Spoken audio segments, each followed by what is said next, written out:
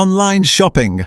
Long before the internet was even a concept, a socialist and author named Edward Bellamy published the utopian novel Looking Backward, 1888, whose vision remained highly influential through the 1920s.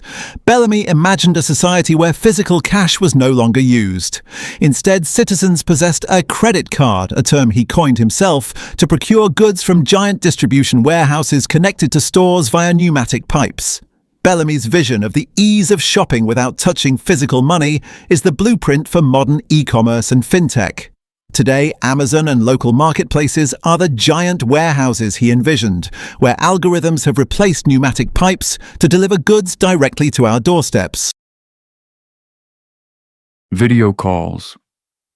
At the turn of the 20th century, specifically between 1899 and 1910, French artist Jean-Marc Cote and his collaborators released a series of futuristic postcards titled En l'an 2000 in the year 2000. One of the most striking illustrations, titled Correspondance Cinéma-Phono-Télégraphique, depicted a man sitting comfortably while staring at a large screen displaying the face of his conversation partner in real time. At that time, telephones still relied on manual cables and human operators, yet they already imagined the fusion of movie projectors, cinema, and sound, phonograph. What they considered high-end entertainment for the distant future has now been compressed into free applications like Zoom or FaceTime, accessible even from the most remote villages.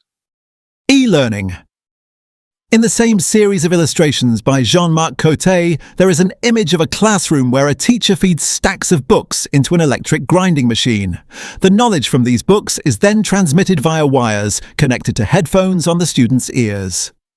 While we do not literally grind books today, the essence of this prophecy is the digitization of information.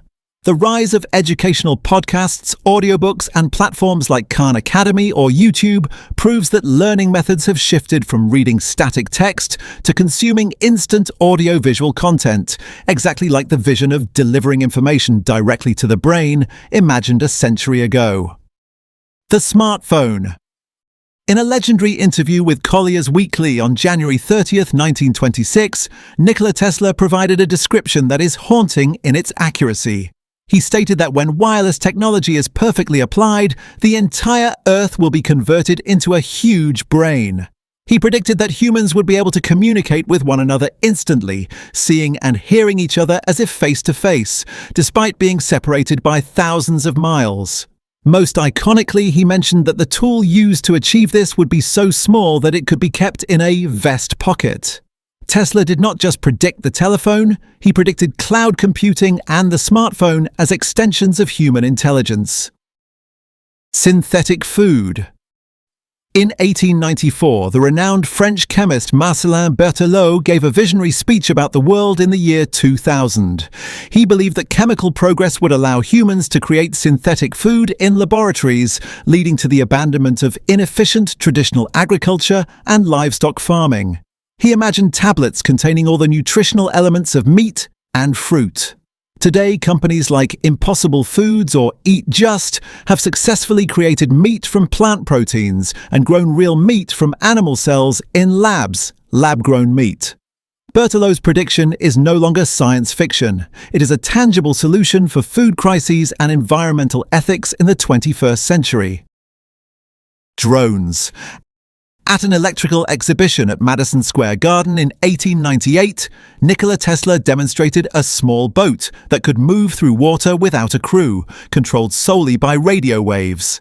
The public at the time thought it was magic, or that a small monkey was hidden inside. Tesla called it a Teleautomaton and predicted that this technology would give birth to machines capable of performing dangerous tasks without sacrificing human lives. Today, drones have become multifunctional tools, ranging from predators on the battlefield to delivery tools for packages and creators of crucial visual content for the modern creative industry. Telecommuting, remote work. Hugo Gernsback, whose name is now immortalized in the Hugo Awards, the highest honor in science fiction, predicted a device called the Pterodactyl in Science and Invention, 1924 magazine. This device was imagined to allow a doctor not only to see a patient through a screen, but also to touch and operate on them using remote mechanical arms. Gernsback's idea of working from a distance without physical contact is now manifested in telemedicine and the work-from-home culture. The recent global pandemic accelerated this prophecy into a new working standard that has changed urban structures across the world. The smartwatch. In the early 1930s, cartoonist Chester Gould introduced an iconic tool called the two-way wrist radio, worn by detective Dick Tracy. This was the first time popular culture imagined that highly complex communication technology could be miniaturized to the size of a wristwatch. For decades, this was dismissed as an impossible toy for children. However, the leap in microprocessor technology has transformed Gould's fantasy into the Apple Watch and Galaxy Watch, which can not only make calls but also monitor heart rate, oxygen levels, and GPS location with extreme precision. Smart home. In the En l'an 2000 series, there is a fascinating painting titled A Correspondant Électrique, and another showing a house being cleaned by a complex mechanical device controlled by a lever. The artists imagined a future where manual labor in the home was replaced by electricity and automated machinery. This vision of an electric house directly mirrors the smart home ecosystem we see today. The specific painting of the automated floor scrubber is the 1900s version of the Roomba or RoboVac.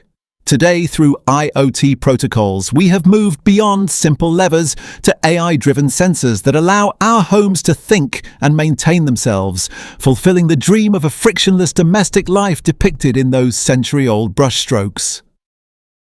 Modern logistics. One of the most iconic paintings from the En l'an 2000 collection is Rural Postman, which depicts a mail carrier flying through the air on a winged mechanical contraption to deliver letters directly to people's balconies. While we didn't end up with mailmen on wings, the core concept of aerial delivery bypassing ground traffic is exactly what is happening with commercial drones and prime air. The painting's focus on rapid, direct-to-consumer delivery from the sky perfectly aligns with modern logistics.